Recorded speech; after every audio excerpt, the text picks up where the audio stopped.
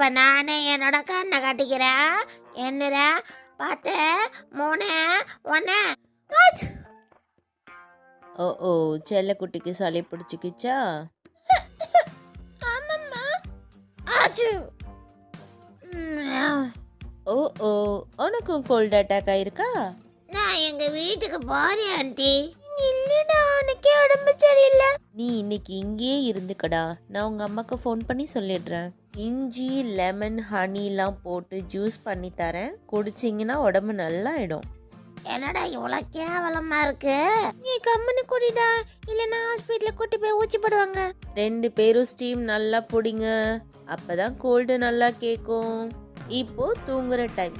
சமத்தா தூங்கி எந்திரிங்க. காலையில எல்லாமே சரியாயிடும். ஓகே?